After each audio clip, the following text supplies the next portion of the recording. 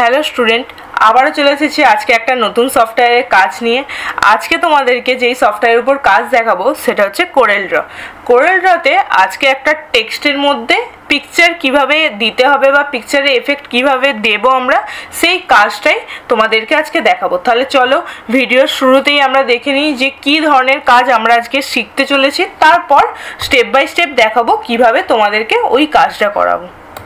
স্ক্রিনে দেখতেই পাচ্ছ আমি এখানে এই নেচার কথাটা লিখেছি। তোমরা যদি মনে করো তোমরা তোমাদের মতো যে কোনো টেক্সট লিখতে পারো। এর মধ্যে দেখো আমি একটা পিকচারের এফেক্টটা দিয়েছি।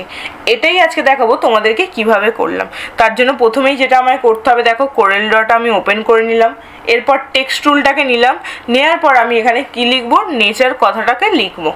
তোমরা দেখতেই পাচ্ছ স্ক্রিনেতে আমি একটু জুম করলাম, নেচার কথাটা লিখলাম, এরপর পিক টুল দিয়ে এটাকে সিলেক্ট করব, করে আমি কি করব, সাইজটাকে বাড়িয়ে নিতে পারবো। ঠিক আছে, তোমরা যদি মনে করো যে আমি এইভাবে না সাইজ বাড়িয়ে আমি এদিক থেকেও সাইজ বাড়াবো, সেটাও করতে পারো। আর ফ্রন্টের স্টাইলটাকেও আমি যদি চেঞ্জ করতে চাই আমি চেঞ্জ করতে পারবো। তোমরা দেখতেই পাচ্ছ স্ক্রিনেতে আমি স্ক্রোল করছি, এই যে ফরম্যাটটা চুজ করে নিলাম, এরপর আমি এটার লেখাটার দেখো সাইজটাকেও একেবারে বাড়িয়ে দিলাম 200। ঠিক আছে, এরপর আমি টেক্সটটাকে সিলেক্ট করে নিলাম, বিটম্যাপসে গেলাম, এখান থেকে কনভার্ট টু বিটম্যাপের অপশানে গিয়ে ওকে প্রেস করলাম। এরপর এফেক্ট টুলে গেলাম, যাওয়ার পর আমি এখান থেকে ডিস্টোর্ট অপশান ক্লিক করলাম, আর এখান থেকে ওয়েট পেন্ট অপশানটাকে ক্লিক করতে দেখো পিকচারের মধ্যে একটা এফেক্ট চলে এসেছে, আর ওকেটা প্রেস করলাম। এরপর আবার বিটম্যাপসে গেলাম, আউটলাইন ট্রেসে এখান থেকে লাইন আর্টে গেলাম, গিয়ে রিডিউস বিটম্যাপ অপশানটাকে চুজ করলাম। চুজ করতেই দেখো তোমরা স্ক্রিনে দেখতেই পাচ্ছ যে আমার একটা অপশান ওপেন হয়ে গেছে, আর আমি এখান থেকে কিছুই করলাম না, জাস্ট ওকে প্রেস করে দিলাম।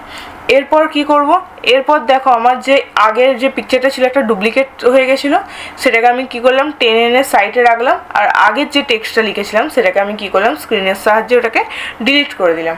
ঠিক আছে, এরপর আমি কি কাজ করব, এরপর আমি এখানে কাজটা করবো হচ্ছে রাইট ক্লিক করব।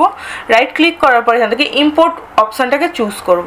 ইম্পোর্ট থেকে আমি যেই পিকচারটাকে এর মধ্যে দিতে চাইছি বা এফেক্টটা দিতে চাইছি সেই পিকচারটাকে চুজ করব।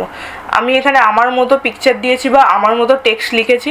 তোমরা যদি চাও তোমাদের পছন্দ মতো টেক্সট লিখতে পারো, বা তোমরা তোমাদের পছন্দ মতো যে কোনো পিকচারও দিতে পারো। ঠিক আছে, আমি এখান থেকে দেখতেই পাচ্ছি একটা পিকচার নিয়ে এসে ইম্পোর্ট করলাম।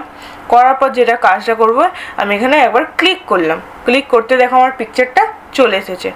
এরপর আমি পিকচারটাকে টেক্সটের ওখানে নিয়ে গেলাম, নিয়ে যাওয়ার পর কি করব, আমি এখান থেকে রাইট ক্লিক করে পাওয়ার ক্লিপ ইনসাইড করলাম। করতেই দেখো আমার কি হয়ে গেল, টেক্সটের মধ্যে এই পিকচারটা চলে গেছে। যেহেতু আমার পিকচারটা ঠিকঠাক করে আমি আগে অ্যাডজাস্ট করিনি, তাই জন্য দেখো আমি আরেকবার পিকচারটাকে ভালো করে অ্যাডজাস্ট করে নিলাম। তোমরা যদি চাও ওটা প্রথমেই আগে অ্যাডজাস্ট করে নিতে পারো। ঠিক আছে, সেটা নিয়ে কোনো রকম কোনো অসুবিধা হবে না। এবার দেখো আমি টেক্সট অনুযায়ী পিকচারটাকে অ্যাডজাস্ট করে নিয়ে একবার জাস্ট বাইরে ক্লিক করলাম। ক্লিক করতেই দেখো আমার কি হয়ে গেছে, ওই যে পিকচারটা আমি যেটা কাজটা দেখিয়েছিলাম তোমাদের একটু জুম করে দেখাচ্ছি, এই এফেক্টটা আমি দিতে পেরেছি। ঠিক আছে, আজকে এইটুখানি সামান্য ক্লাস ছিল, একদম ছোট্ট কাজ। তোমরা ঘরেতেও প্র্যাকটিস করে দেখতে পারো। কোনো রকম যদি অসুবিধা হয় তাহলে অবশ্যই জানিও। ভিডিওটা দেখার জন্য অবশ্যই থ্যাংক ইউ। আর ভিডিওটা ভালো লাগলে আমাদের ভিডিওটাকে লাইক করে দিও, সাবস্ক্রাইব করতে ভুলো না, আর বেল আইকন বাটনটা অন রেখো। আমি আবারও বলছি, যদি তোমাদের এই যে টাস্কগুলো বা এই যে প্রজেক্টগুলো যেগুলো দেখাচ্ছি, যদি কোনো জায়গাতে অসুবিধা হয় বা প্রবলেম হয়, তোমরা অবশ্যই কমেন্ট করতে পারো, তারও রিপ্লাই করা হবে। আর তোমরা কী ধরনের সফটওয়্যারের উপর কী ধরনের কাজ দেখতে চাইছো সেটাও কমেন্ট করতে পারো। সেই ভিডিও নিয়েই আমরা নেক্সট ক্লাসে আসব। ঠিক আছে, ভিডিওটা লাইক করতে ভুলো না, আমাদের চ্যানেলটাকে সাবস্ক্রাইব করে দিও, আর যত পারো ভিডিওটাকে অবশ্যই শেয়ার করো। ঠিক আছে, আজকের মতো এইটুখানি ক্লাস, আবার দেখা হচ্ছে নেক্সট ক্লাসে। ঠিক আছে, টাটা।